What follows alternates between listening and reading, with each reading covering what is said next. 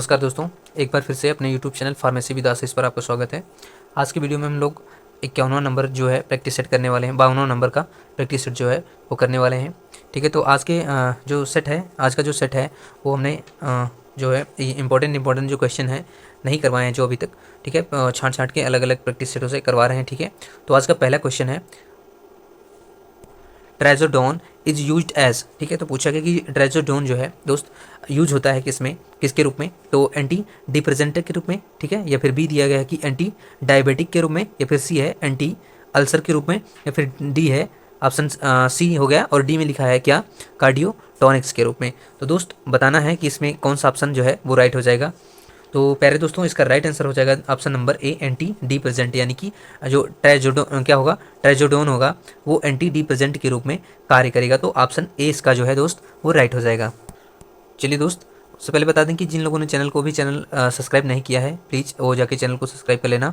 और इन चैनल पे लगभग 2000 से 3 से 4000 तक के क्वेश्चन अभी प्रेजेंट हो रहे हैं। जो ज़्यादा बड़े वीडियो नहीं है, उसमें 10-10 मिनट के वीडियो दिए गए हैं प्रैक्टिस सेट के हिसाब से। ठीक है, तो वो आप देख सकते हैं। चलते हैं अगले क्वेश्चन पे। चलिए दोस्त, इसमें अगला क्वेश्चन पूछा गया कि shock and acute cardiovascular syndromes is associated with. ठीक है, तो पूछा कि शॉक जो होता है, झटका, ठीक है, एंड एक्यूट कार्डियोवैस्कुलर, शॉक लगना, जो शॉक लगता है, ठीक है, उसके बारे में बात कर रहे हैं। And acute cardiovascular syndrome is, ठीक है, एसोसिएटेड विद, तो बताना है कि किसके साथ में जो सिंड्रोम है वो एसोसिएट होते हैं। तो हाइपरटेंशन के, या फिर ओलिगोरिया, ठीक है, ओलिगोरिया, या फिर ऑप्शन सी में दिया कि मेटाबॉलिक एसिडोसिस, या फिर डी है ऑल ऑफ द एबव। तो इसमें राइट क्या कौन सा ऑप्शन होगा, क्या सभी होंगे, या फिर सी हो जाएगा, या फिर ऑप्शन बी हो जाएगा, या फिर ऑप्शन ए हो जाएगा। तो दोस्त इसका राइट आंसर क्या हो जाएगा प्यारे दोस्त, इसका राइट आंसर हो जाएगा ऑप्शन नंबर डी। क्या, option number D, option number D इसका सही हो जाएगा। चलिए दोस्त, अगले क्वेश्चन पे। अगला क्वेश्चन इसमें लिखा है कि बीटा ब्लॉकर, यानी कि जो बीटा ब्लॉकर है मस्ट बी यूज्ड विद, ठीक है, great caution in diabetic patient because. ठीक है, जो बीटा ब्लॉकर होता है वो मस्ट बी यूज, यानी कि यूज होता है ग्रेट कॉजन इन डायबिटिक पेशेंट। बताओ, डायबिटिक पेशेंट में बीटा जो ब्लॉकर होता है मेस्ट वो होता है बिकॉज, क्योंकि दे मास्क, ठीक, they mask the symptoms of hypoglycaemia. ठीक है, ये हो जाएगा, या फिर दे प्रिवेंट, यानी कि वो रोक देगा द करेक्शन ऑफ हाइपोग्लाइसेमिया। ठीक है, क्या है, ग्लाइसेमिया। ठीक है, और ऑप्शन सी में दिया कि ऑप्शन ए एंड बी दोनों हो सकते हैं, या फिर ऑप्शन डी दिया गया कि none of the these, none of these, यानी कि इसमें से कोई नहीं हो सकता है। तो दोस्त इसका राइट आंसर क्या हो जाएगा दोस्त, इसमें राइट आंसर इसका हो जाएगा ऑप्शन नंबर, इसका राइट हो जाएगा ऑप्शन नंबर सी। क्या, ऑप्शन ए एंड बी ये दोनों हो जाएंगे। क्या, ऑप्शन ए एंड बी दोनों हो जाएंगे, यानी कि दे जो उनका मास्क होगा द सिम्टम ऑफ हाइपोग्लाइसेमिया, ठीक है, और प्रिवेंट कर देगा क्या, करेक्शन ऑफ हाइपोग्लाइसेमिया। ठीक है, तो ये दोनों जो हैं ये राइट हो जाएंगे। तो चलिए ऑप्शन सी इसका राइट हो जाता है दोस्त।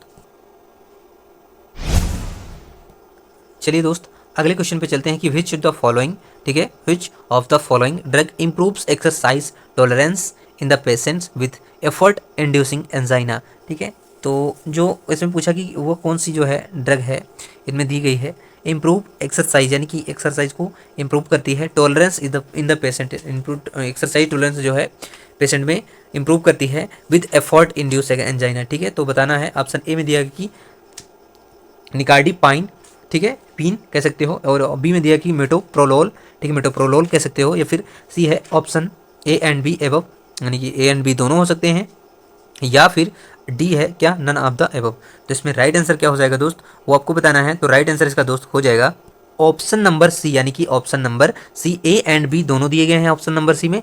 तो जो ऑप्शन ए एंड बी हैं वो दोनों सही हैं, तो ऑप्शन सी राइट हो जाएगा दोस्त। तो चलिए दोस्त, अगले क्वेश्चन पे चलते हैं। अगला क्वेश्चन इसमें पूछा गया कि नेफ्रोटॉक्सिसिटी इज कॉमन विद। ठीक है, तो नेफ्रोटॉक्सिसिटी जो है वो कॉमन होती है किसमें, साइक्लोस्पोरिन में, या फिर जेंटामाइसिन में, या फिर option number A and B, यानी कि दोनों में, या फिर D none of the above. तो इसका राइट आंसर क्या हो जाएगा दोस्त, ये ऑप्शन ए हो जाएगा, या फिर ऑप्शन बी हो जाएगा, या फिर ऑप्शन सी। तो इसका ऑप्शन सी राइट हो जाएगा। क्या दोस्त, ऑप्शन सी राइट हो जाएगा, यानी कि साइक्लोस्पोरिन जो होता है और जेंटामाइसिन, यानी कि दोनों में जो है इनमें नेफ्रोटॉक्सिसिटी जो है कॉमन होती है। तो ऑप्शन सी जो है वो राइट हो जाएगा। तो चलिए इसी के साथ में अगले क्वेश्चन पे चलते हैं दोस्त। इसमें पूछा गया है क्या, विच ऑफ द फॉलोइंग ड्रग, ठीक है, बताना है इसमें कौन सी जो ऐसी दवा है हेल्प करती है किसमें, रिवर्स द मसल्स पैरालिसिस, ठीक है, फॉलोइंग कोबरा बाइट, ठीक है। तो जो कोबरा कोबरा जो होता है वो बाइट करता है यानी कि काट देता है या फिर दंश कर देता है, ठीक है। तो मसल्स जो पैरालाइसिस हो जाती हैं तो उसको रिवर्स करता है, हेल्प रिवर्स करने में हेल्प करता है। तो क्या है, ऑप्शन ए में दिया गया है पैन क्रोनी, क्या है, पैन क्यूरोनियम, या फिर बी में दिया गया है डी ट्यूबो क्यूरेर, ठीक है, या सी दिया गया कि ऑप्शन ए एंड बी दोनों, या फिर डी दिया गया है एड्रोफोनियम, ठीक है, एड्रोफोनियम। तो दोस्त इसका राइट आंसर क्या हो जाएगा, इसका राइट आंसर हो जाएगा ऑप्शन डी, क्या, ऑप्शन डी एड्रोफोनियम जो होगा दोस्त वो इसका सही एकदम आंसर हो जाएगा। क्या, एड्रोफोनियम इज द राइट आंसर। तो चलें दोस्त अगले क्वेश्चन पे। इसमें पूछा गया कि which of the following category, ठीक है, of the drug is not used in the treatment of hypertension, ठीक है, जो यूज नहीं की जाती हैं ट्रीटमेंट में किसके, हाइपरटेंशन के। तो ऑप्शन ए में दिया गया है क्या, कैटेकोलामाइन, ठीक है, कैटेकोलामाइन, और बी दिया गया है कि बीटा रिसेप्टर्स एंटागोनिस्ट, ठीक है, बीटा रिसेप्टर एंटागोनिस्ट, और सी में दिया गया है कि potassium channel activator, potassium channel activator, और ऑप्शन डी में दिया कि डायूरेटिक्स, क्या, डायूरेटिक्स। तो दोस्त इसका राइट आंसर क्या हो जाएगा, ऑप्शन नंबर इसका ए जो है एकदम करेक्ट आंसर हो जाएगा। क्या, ऑप्शन नंबर ए जो है इसका राइट हो जाएगा, catecholamine is the correct answer.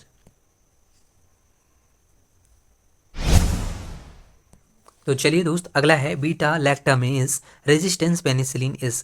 तो जो बीटा लैक्टामेज रेजिस्टेंस होता है पेनिसिलिन वो है क्या, एम्पेनिसिलिन, या पिप्रासिलिन, या फिर नेफासिलिन, या फिर क्या है, टिकारसीलिन, क्या है, टिकारसीलिन। तो बताना है दोस्त इसका राइट आंसर क्या हो जाएगा, क्या इसका राइट आंसर क्या हो जाएगा। तो इसका राइट आंसर हो जाएगा option number C, nafcillin is the correct answer. क्या, नेफसिलिन जो है वो बीटा लैक्टेमेज रेजिस्टेंस है जो पेनिसिलिन के ग्रुप में आती है, ठीक है। तो नेफसिलिन इज द राइट आंसर, यानी कि ऑप्शन सी जो है इसका करेक्ट आंसर हो जाएगा। चलिए दोस्त अगला क्वेश्चन इसमें पूछा गया कि which of the following drug is employed as a cardiotonics in the treatment of congestive cardiac failure, ठीक है। तो इसमें पूछा गया है दोस्त कि फ्यूरोसमाइड जो है जो कार्डियोटोनिक्स के ट्रीटमेंट में कॉन्जेस्टिव जो कार्डियक फेलियर होता है काम करती है, या फिर एम्फेटामाइन जो है, या फिर क्या है, स्पाइरोनोलैक्टोन है, या फिर क्या है, डाइगोक्सिन है। तो बताना है कौन सी जो दवा है जो एम्प्लॉयड होती है एज अ कार्डियोटोनिक्स, ठीक है, in the treatment of congestive cardiac failure, ठीक है। तो बताना है इसमें राइट आंसर क्या हो जाएगा दोस्त, इसका राइट आंसर हो जाएगा ऑप्शन नंबर डी, क्या, डाइगोक्सिन इज द करेक्ट आंसर। क्या, डाइगोक्सिन इज द राइट आंसर। चलिए दोस्त अगला क्वेश्चन इसमें पूछा गया कि द हॉलमार्क, ठीक है, जो हॉलमार्क होता है ऑफ HIV इन्फेक्शन इज। तो जो हॉलमार्क होता है HIV ह्यूमन इम्यूनोवायरस का, ठीक है, तो इसका इन्फेक्शन जो होता है हॉलमार्क होता है। तो हॉलमार्क जो हॉलमार्क पूछा गया है, हॉलमार्क जो HIV इन्फेक्शन का होता है वो इंक्रीज CD3 होता है, या फिर इंक्रीज CD4 होता है, लिम्फ क्या है, लेम्फोसाइट्स, या फिर डिक्रीज CD4 होता है, या फिर डिक्रीज CD3 लेम्फोसाइट्स होते हैं। तो इसका राइट आंसर क्या हो जाएगा, ऑप्शन नंबर सी, क्या, ऑप्शन नंबर सी। तो decrease CD4 is the right answer. क्या, decrease CD4 is the right answer. तो चलिए दोस्त अगले इसमें क्वेश्चन पूछा गया कि डायूरेटिक्स विच इनहिबिट क्या है, कार्बोनिक एनहाइड्रेज, क्या, एनहाइड्रेज एंजाइम इज। तो जो डायूरेटिक होते हैं, डायूरेटिक अब किसे कहते हैं, तो डायूरेटिक जो होते हैं जो यूरिन को पास आउट कराने के लिए प्रेरित करते हैं, एक हिसाब से कह सकते हैं। तो डायूरेटिक जो है वो यूरिन पास आउट करने के लिए प्रेशर करते हैं या फिर उत्तेजित करते हैं, ठीक है, डायूरेटिक कहलाते हैं एक हिसाब से। तो ऑप्शन ए दिया गया है कि हाइड्रोक्लोरा थियाजाइड, या फिर फ्यूरोसेमाइड, या फिर क्या है, स्पाइरोनोलैक्टोन, या फिर एसिटाजोलामाइड, ठीक है। तो दोस्त इसका राइट आंसर क्या हो जाएगा, ऑप्शन नंबर डी, ठीक है, ऑप्शन नंबर डी जो है वो करेक्ट हो जाएगा। क्या, acetazolamide is the right answer, जो डायूरेटिक इनहिबिट करता है, इनहिबिट क्या, किस कार्बोनिक एनहाइड्राइज एंजाइम के रूप में, ठीक है। तो वो क्या है, acetazolamide is the right answer. चलिए दोस्त अगले क्वेश्चन पे चलते हैं, आज का लास्ट ही क्वेश्चन हो सकता है, ठीक है। तो इस पे बात करते हैं, इस पे चर्चा करें, विच of the following is narrow spectrum antibiotic, ठीक है। तो इसमें पूछा कि जो ऐसी दवा है, ऐसी जो फॉलोइंग है इसमें दी गई है, ठीक है, 4 ऑप्शन में, जो नैरो स्पेक्ट्रम एंटीबायोटिक है। क्या नैरो स्पेक्ट्रम एंटीबायोटिक है? क्या टेट्रासाइक्लिन है, या फिर एम्पेनिसिलिन है, एम्पेसिलिन है, या फिर क्लोरामफेनिकॉल है, या फिर पेनिसिलिन जी है? तो दोस्त इसका राइट आंसर हो जाएगा क्या? ऑप्शन नंबर दोस्त इसका राइट हो जाएगा डी। क्या penicillin G is the correct answer? क्या penicillin G is the right answer? चलिए दोस्त, आज का लास्ट क्वेश्चन है, इसमें पूछा गया कि द स्पेसिफिक एंटीडोट, ठीक है, एक विशिष्ट एंटीडोट, ठीक है, यूज इन मॉर्फिन टॉक्सिसिटी। अब बताना है तुमको कि जो मॉर्फिन टॉक्सिसिटी में यूज किया जाता है, क्या है वो? ऑप्शन ए में दे रखा है पिक्रोटॉक्सिन, या फिर बी में दे सकता है पेनिसिलिनामिन, पेनिसिलामिन, या फिर सी है क्या नैलोक्सोन, या फिर डी है नीमोस्लाइड। ठीक है। तो दोस्त इसका राइट आंसर क्या हो जाएगा? ऑप्शन नंबर इसका राइट हो जाएगा नैलोक्सोन। क्या naloxone is the right answer? क्या option C is the right answer? तो चलिए दोस्त, आज का वीडियो यहीं तक है, ठीक है। मिलेंगे अगले वीडियो में। उससे पहले बता दें कि जिन लोगों ने चैनल को सब्सक्राइब नहीं किया है, प्लीज़ वो जाके चैनल को सब्सक्राइब कर लें, वीडियो को लाइक कर दें, दोस्तों के साथ में शेयर कर दें, ठीक है। और मिलेंगे अगले वीडियो में। आशा करते हैं आपका तैयारी जो है अच्छे से कर रहे होंगे, आप अपनी तैयारी को मजबूत बना रहे होंगे। और ESIC का जो एग्ज़ाम होने वाला है अभी, और SG SV SG PGI का भी आया हुआ है, ठीक है। ये भी फॉर्म आप लोग डाल देना, ठीक है। और इसका भी है SSB ASI फार्मासिस्ट का फिजिकल हो चुका है, ठीक है। तो अभी जो है रिटन एग्ज़ाम होने बाकी हैं, ठीक है। तो आगे की जो क्वालिफिकेशन होगी हम बताएंगे आप लोगों को, कैसे क्या करना है, कैसे क्वालिफाई करना है, ठीक है। तो अभी तक जो है आप बस यही करिए, प्रैक्टिस सेट रोज़ाना लगाइए। जो प्रैक्टिस सेट आप कर चुके हैं उनको दोबारा से देख लीजिएगा, ताकि रिवाइज होता रहे। चलते हैं, विदा लेते हैं आपसे, मिलेंगे अगले वीडियो में। तब तक के लिए जय हिंद, जय भारत।